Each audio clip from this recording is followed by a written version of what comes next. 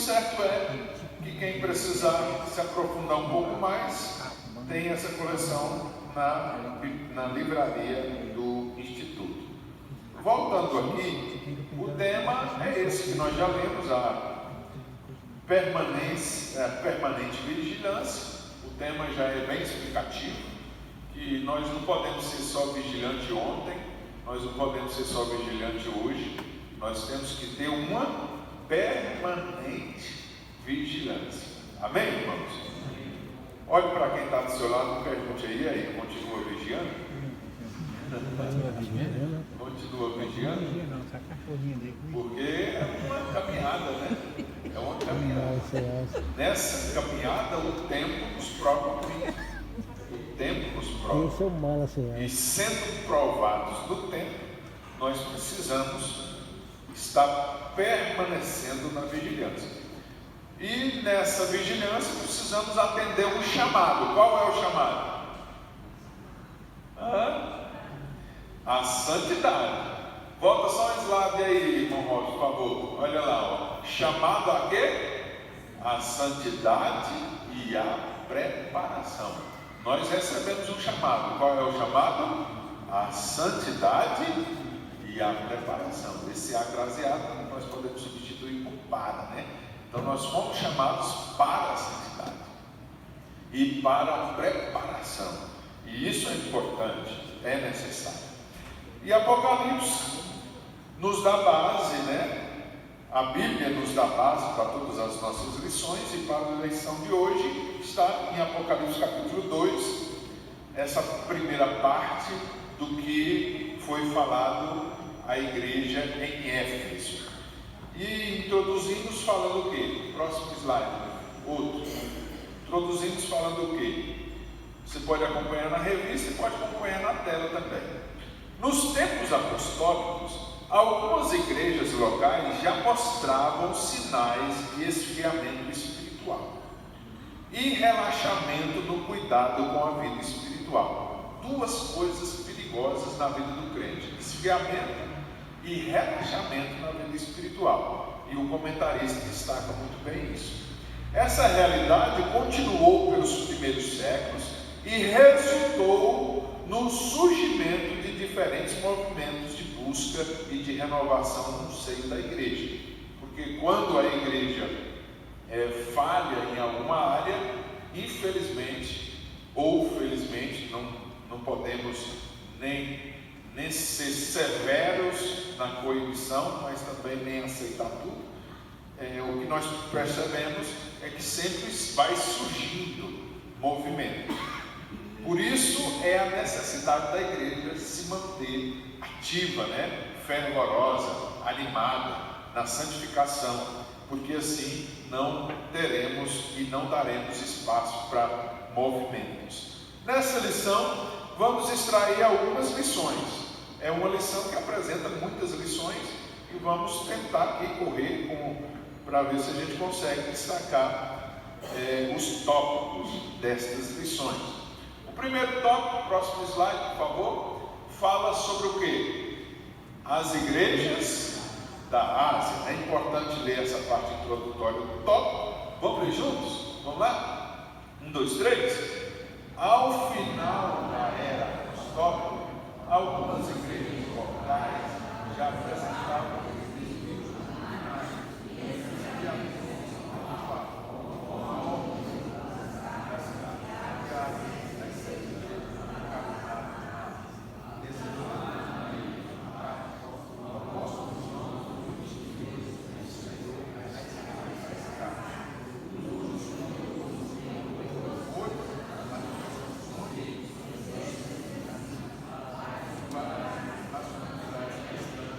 naquela região, né? Naquela localidade. Você é sabedor que João foi o último representante do colégio apostólico. E João, influenciando e ensinando e pregando as escrituras, o imperador entendeu que ele não deveria mais gozar de liberdade. Pegaram João e colocaram numa ilha vulcânica do mar Egeu por nome de Patmos. E lá, pensando o Império Romano, que João estaria sem atividade nenhuma. Mas o certo é que a semente do Evangelho já tinha brotado, já tinha nascido. Não era a cadeia na ilha de Patmos que ia impedir. Tanto isso é verdade que quando todas as portas se fecharam, Deus abriu uma porta no céu. Você pode dar glória a Deus por isso? Você pode dizer amém por isso? Todas as portas se fecharam. Vai acabar a igreja, vai acabar o colégio apostólico. E Deus falou assim: fecharam as portas? Fecharam. Então eu vou abrir uma porta no céu. E Deus deu a João tudo aquilo que deve acontecer. E está acontecendo. Nós somos testemunhas de que está acontecendo. Tudo que foi escrito está acontecendo. Só não vê quem não quer, mas está aí presente. E João, na sua visão, daquilo que Deus deu a ele fala com as igrejas. E uma das igrejas, depois nós citaremos aqui outra igreja, que é Laodiceia, mas a primeira igreja que um comentarista faz menção é essa igreja de Éfeso. E Éfeso passa pelo raio-x do Senhor. E é interessante observar que as nossas análises, as nossas avaliações podem ser enganosas. Quando nós nos avaliamos, temos que ter o máximo de cautela, de vigilância, para ser uma análise de acordo com as Escrituras. Não pode ser uma análise com base no que eu penso, com base no que eu acho, com base no que eu quero. Porque se nós queremos a vontade de Deus, Deus vai nos avaliar. Sim ou não? Se queremos a vontade de Deus, Deus vai nos checar, fazer o checklist. E Deus tem esse poder de fazer como ninguém, até melhor do que nós mesmos. Há uma filosofia que diz assim: homem, conheça a si mesmo. Besteira. Homem não conhece a si mesmo, não. Às vezes ele pensa, fala e faz coisas que, se questionar, ele não sabe por que pensou, falou e fez. Agora o nosso Deus não. Diferentemente dos sistemas deste mundo, o nosso Deus faz a avaliação correta. Você pode dar glória a Deus por isso? Deus faz a avaliação correta. Primeiro ele valoriza, o que eles fizeram de certo. Quem se lembra o que eles fizeram de certo? Quem se lembra? Quem se lembra? Está aí, Apocalipse capítulo 2. Está com a Bíblia aberta? Tem a revista, mas tem a Bíblia também. O que está aí no capítulo 2? O que eles fizeram de certo? Eu conheço as tuas obras, o seu trabalho, a sua perseverança. Olha aí ele valorizando a perseverança. Eu valorizo. Que bom que são perseverantes. Também a questão de suportar os maus.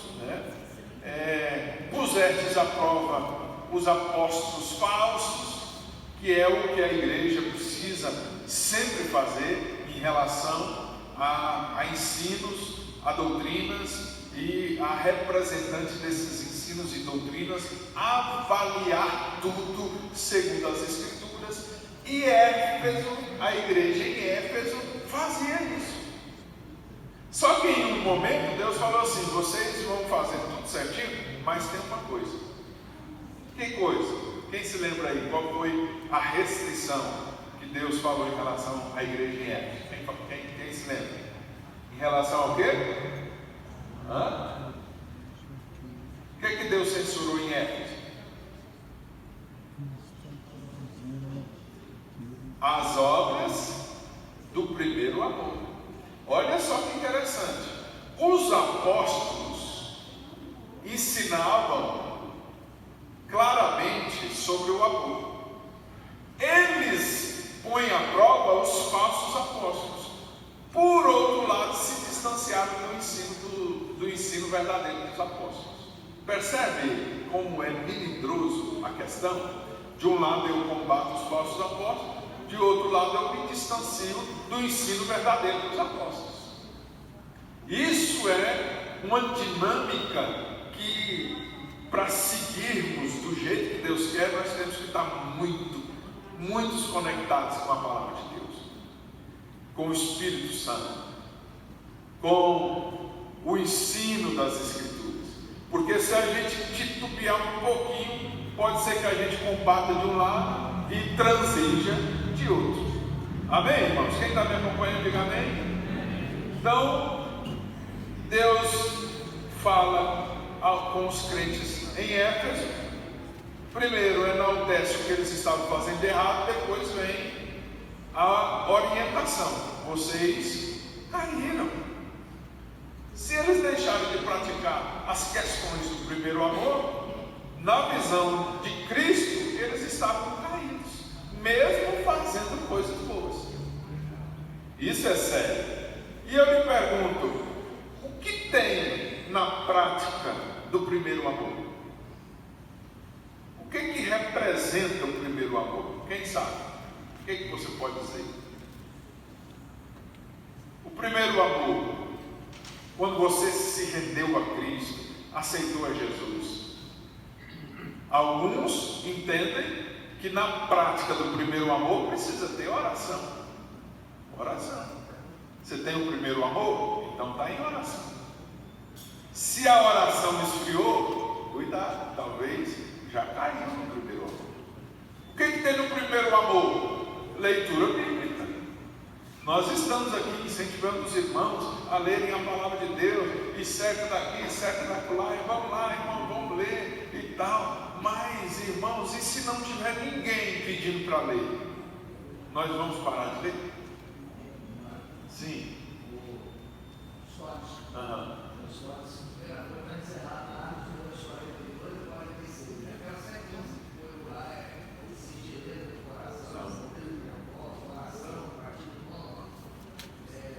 É a doutrina dos apóstolos, né? A doutrina dos apóstolos, que Atos, Lucas, fala claramente que nós temos que seguir a doutrina dos apóstolos. Outra coisa, jejum. Quando um crente conduz a sua vida sem o jejum, será que você não perdeu uma das práticas do primeiro amor? Porque um crente, quando ele se rende a Cristo verdadeiramente, ele entende a importância do jejum. E para que serve o jejum? Para emagrecer? Claro que não. Emagrecer é outra coisa, né? Emagrecer é tirar a massa, tirar o açúcar, fazer atividade física, né? Tirar o arroz à noite, né? Quem está comendo muito arroz à noite aqui, diga amém? Amém. Tirar. Então, emagrecer é outra coisa. O jejum cumpre um propósito espiritual. Alguém diz assim: a carne é fraca. Quando que a carne é fraca? Na verdade é nada, é o contrário, a carne é muito forte. E por ela ser forte, a gente vê quanta gente caída pelo meio do caminho. Como é que eu resolvo o problema da carne? A Bíblia deixou o jejum. Porque você jejuma, aí vai mortificando a carne. E quanto mais a carne está morta, mais o Espírito Santo tem liberdade de agir nas nossas vidas. Amém, queridos? Então, quais são as práticas do primeiro amor? Se você pudesse fazer uma lista das práticas do primeiro amor, você conseguiria? Oração, leitura da palavra, jejum, santificação. O que mais? Que são práticas do primeiro amor? Presença na igreja. O salmista, missionário Anésia, diz assim: alegrei-me quando me disseram vamos ao shopping. É isso? Foi? Alegrei-me quando me disseram vamos aonde? A casa do Senhor. A casa de Deus. Só de falar que a casa de Deus, ele já estava alegre. Oh, glória a Deus, que bom, né? Eu estou indo para 30 anos indo na casa do Senhor e parece que eu estou começando hoje. Estou animado, alegre, feliz com tudo aquilo que Deus está fazendo e estou na expectativa expectativa que daqui a pouquinho vai encerrar tudo aqui e nós vamos encontrar com Ele lá. Você está esperando esse dia? Amém? Glória a Deus, glória a Deus. E aí, no 1.2, próximo slide aí, irmão, próximo. Isso, 1.2 vai falar sobre quem? Laodiceia. E eu estava analisando aqui, pastor Bertier, olhando a questão da referência que Apocalipse faz a Laodiceia, parece-me que o que havia em Laodiceia era atrativo aos olhos. Nós certamente gostaríamos de congregar numa igreja rica, né? Numa igreja que tem condições de fazer o que necessita. Né? Não é ruim você querer fazer alguma coisa e ficar limitado, sem recursos. E Laodiceia era uma igreja rica, uma igreja que tinha condições, tinha influência. Agora, na autoavaliação dela, ela estava vendo tudo, não tinha falta de nada, era uma avaliação dela. Mas aí Deus vem fazendo a avaliação e diz o quê? Olha, é preciso rever algumas coisas. E o principal delas é que você esfriou na fé. Esfriou na fé. Olha o perigo de esfriar na fé. Você vai lendo a Bíblia, aí lê 1 mês, 2 meses, aí no terceiro mês aí vai esfriando, vai esfriando. Daqui a pouco só lê a Bíblia de caixinha de promessa. Quem leu a Bíblia de caixinha de promessa? Eu li a Bíblia de caixinha de promessa. Minha avó que lia para mim, né? Minha avó, eu ia na casa dela e ela falava assim, vamos ler a Bíblia? Eu falei, vamos. Aí ela pegava a caixinha de promessa. Aí só tinha os versículos de bênção, né? Eu tinha medo dela pegar um versículo de puxão de orelha. Eu falei, Jesus, deixa ela pegar um de puxão de orelha. E daqui a pouco nem a caixinha de promessa. Tem muita gente que jogaram as caixinhas de promessa longe. Nem a caixinha de promessa não vê mais. Por quê? Esfriou.